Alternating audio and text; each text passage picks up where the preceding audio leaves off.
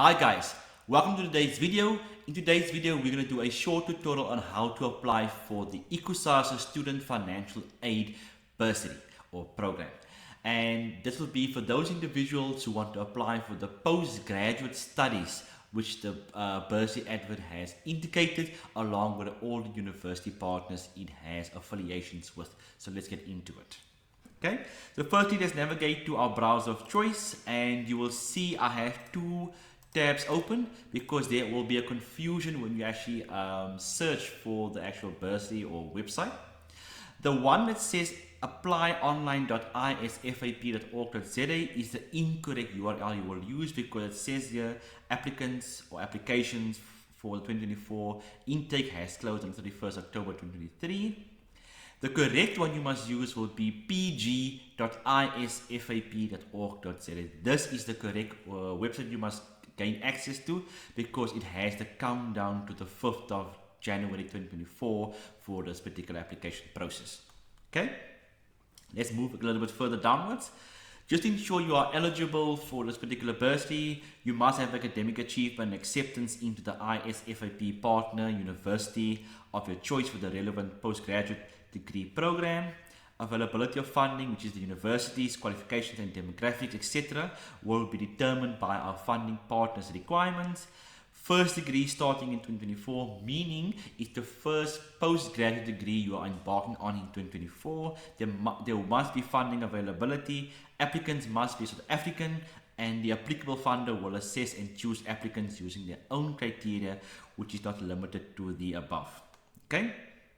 In order to apply for this particular bursary, you must do the online application form. It needs to be completed in full, and the requisite supporting documentation provided or uploaded by qualifying students.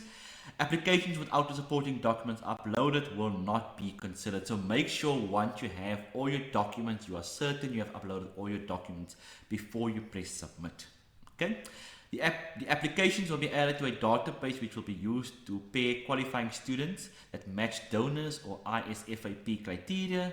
ISFAP will keep applicants informed of the status of the application. Okay, so hopefully by the 5th of January, every application will then be stored, and then hopefully a month or maybe a couple of weeks prior, but after that, you'll get feedback to know whether you have been funded or not.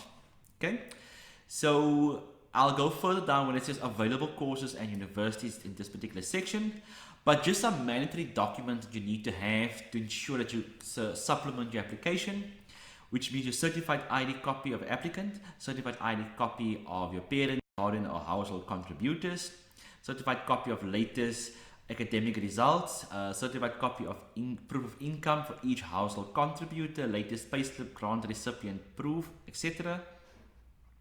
Certified and signed consent form by applicant and household contributors, certified by commission of oath. A commission of oath can be a police constable, or you can go to a police station.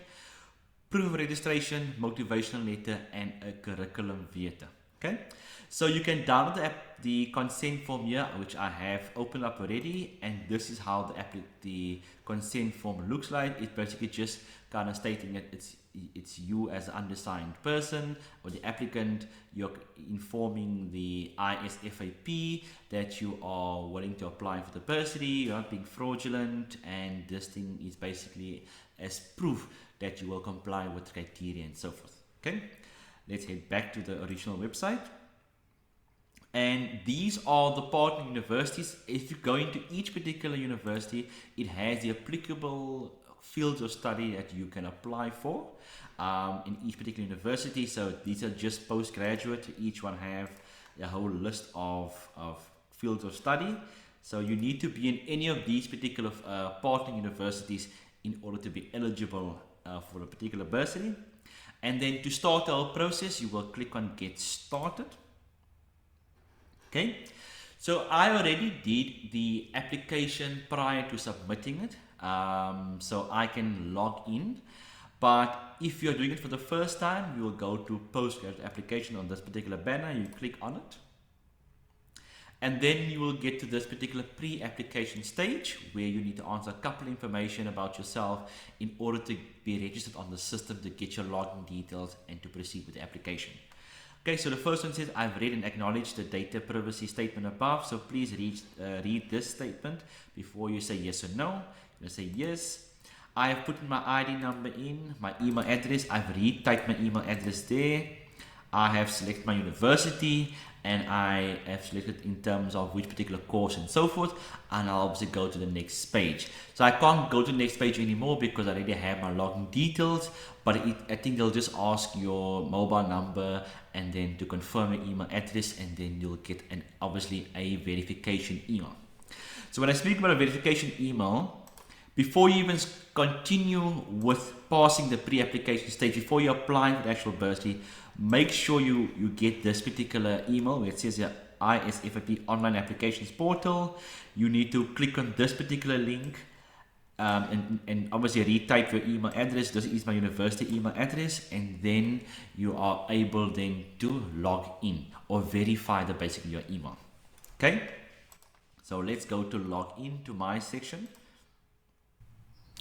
Okay, so I have placed in my email address in the login section. So it says that the login link has been sent to your email address. And then now I'm going to go into the actual login here. So I'm going to click on this particular link here. So I see I've clicked on it. And now it will bring me then to this particular section where I can actually apply now for the funding. Okay, let's go to personal information.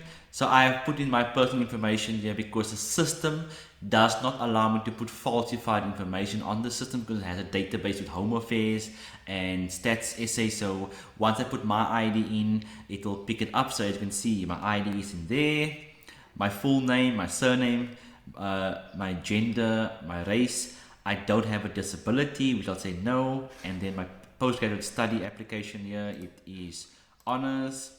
And I also asked you the question, are the selected university and courses below correct? So I said University of Cape Town, BCom honors specializing in accountancy. If it is no, you can obviously have a chance to correct in the fields of study.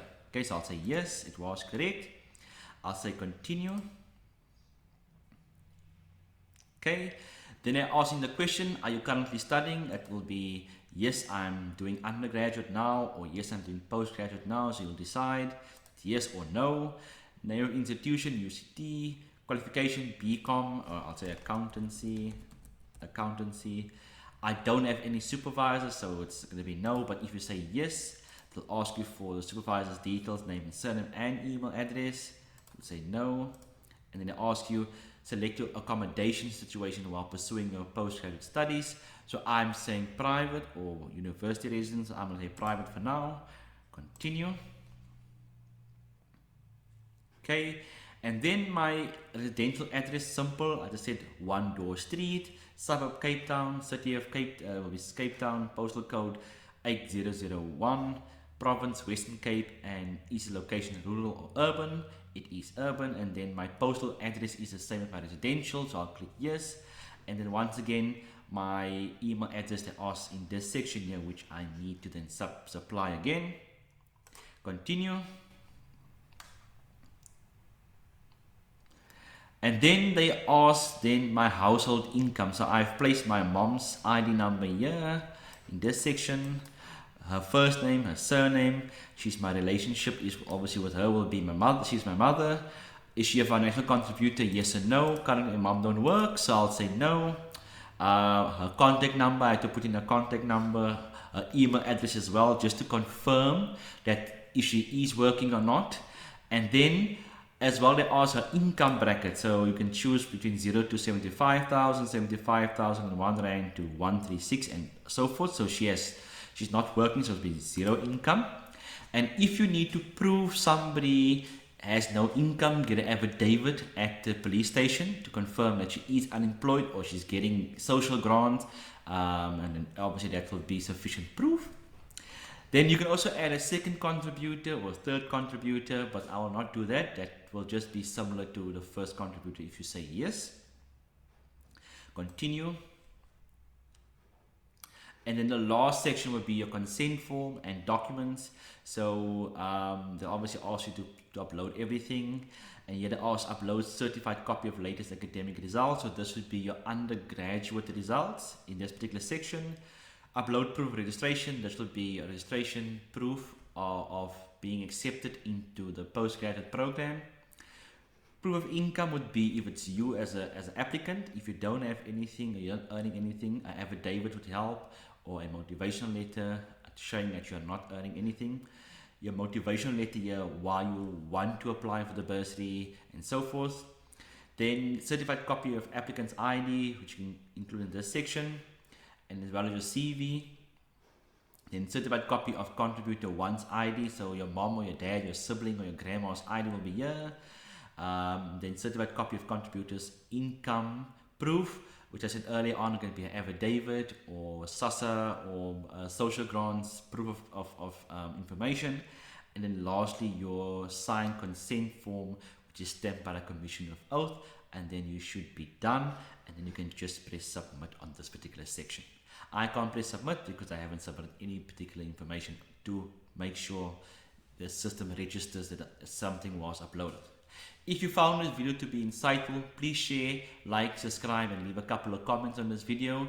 And I wish you well in your application, and let me know if there's any other videos or bursaries I can do or research to make your academic journey a little bit easier, and so we can get more opportunities available for funding so you can share with friends and family. I wish you all of the best. Thank you.